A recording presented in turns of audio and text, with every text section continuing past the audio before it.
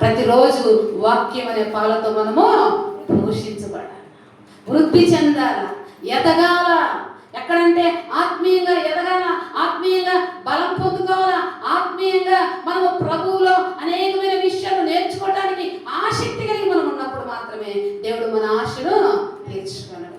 ఇంకా మనము అట్లు ఇట్లు అవిశ్వాసంగా ఉంటే ఏదో ఒక రోజు సైతాన్ని మనల్ని ఖచ్చితంగా పడేస్తాడు. షడ్రకు మేషకును పడేయని చేతగాల, దానియేలును పడేయని చేతగాల. దేవుడు బిడ్డలారా, ఇస్సాకు జీవితంలో ఎన్నో ఒడిదుడుకులు వచ్చినాయి, కానీ ఇస్సాకును దేవునికి దూరం చేయలేకపోయాడు సైతానుడు. అబ్రహామును ఎన్నో విధాలుగా కదిపివేయాలని చూస్తున్నాడు, కానీ ఎన్ని కలుగులు వచ్చిన అబ్రహాము దేవుని కోసము నిలబడ్డాడు. పునాదిన పట్టణం కొరకు ఎదురు చూస్తూ సాగిపోయే అనుభవాన్ని మనం నేర్చుకోవాలి. ఆగిపోకూడదు, ఆత్మీయ జీవితంలో ఆగిపోకూడదు. ఇక్కడ ఏమంటారంటే దేవుడు క్రీస్తుల గురించిన మూలోపదేశాలు మాని సంపూర్ణమగుటకు సాగిపోదామా? ఆగిపోదామా? ఎంతమంది సాగిపోదాం? అందరం సాగిపోదామా? దేవుని నామానికి మహిమ కలుగును గాక. నా ప్రియమైన దేవుని బిడ్డలారా, సాగిపోవడానికి నేర్పించయ్యా. మోసే సాగిపోయాడండి. సముద్రము ఎదురుగా ఉంది, వెనకాల శత్రువులు వస్తా ఉన్నారు, భయపడలేదు. ఎందుకంటే ప్రభువుని నమ్మాడు మోసే, ప్రభు మీద ఆధారపడ్డాడు. ఐగుప్తులో నా దేవుడు గొప్ప కార్యాలు చేశాడు కాబట్టి ఈ సముద్రము నా దేవుని మాటకు విడిపోతుందన్న విశ్వాసం అంటున్నాడు. ఇదిగో ఇశ్రాయేలు ప్రజలారా, మీరు భయపడవద్దు, ఇప్పుడు చూస్తున్న ఐగుప్తులు ఇక మీరు ఎన్నడూ చూడరు. హల్లెలూయా అన్నాడు. మోసే సాగిపోయాడు, స్టెఫను సాగిపోయాడు, యేషోబు సాగిపోయాడు. వాళ్ళు చరిత్రకు ఎక్కారు, ప్రభుని మహిమపరిచారు. రాజులను సైతము తల్లకిందుగా మార్చే విశ్వాసాలు వీరులుగా వాళ్ళు పరిశుద్ధ గ్రంథంలో జీవించబడ్డారు, లిఖించబడ్డారు. అలాంటి కృప దేవుడు మనకు దయచేయాలా.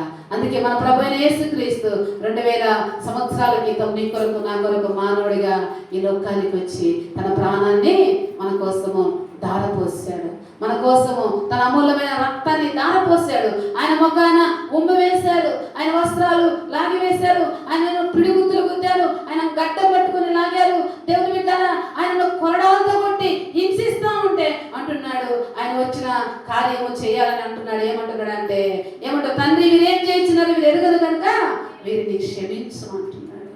అలాంటి సంపూర్ణమైన అనుభవంలోకి మనం వచ్చినప్పుడే దేవుడు మనల్ని బట్టి సంతోషిస్తాడు. సంసోను బట్టి దేవుడు ఎప్పుడు సంతోషించలేదు, ఏడ్చుంటాడు. ఏడ్చలేదా? ఖచ్చితంగా ఏడ్చుంటాడు. మనం అలాగా దేవుని ఏడిపించకూడదు.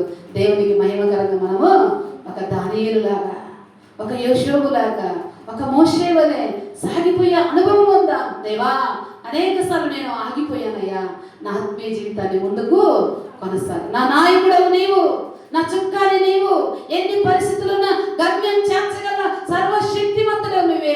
ఏది ఏమైనా సాగిపోవటానికి నాకు నేర్పించు ప్రభుని. నువ్వు ప్రభు మీద ఆధారపడితే ఖచ్చితంగా దేవుడు నీ మధ్యలో ఉన్న ఆటంకాలను తొలగించి నేను గమ్యమో చేరుస్తాడు. ఆస్తులు పోయినా, అనాథలు మిగిలినా, నా వారందరినీ కోల్పోయినా నీవు ఉంటే చాలా అన్న అనుభవంలోకి నువ్వు వస్తే ఖచ్చితంగా దేవుడు నీ జీవితాన్ని గొప్ప విజయకరంగా మార్చి అనేకులకు దీవెనకరంగా మారుస్తాడు. అలాంటి కృప పరిశుద్ధాత్మ దేవుడు మనకు సహాయము చేయనుగాక.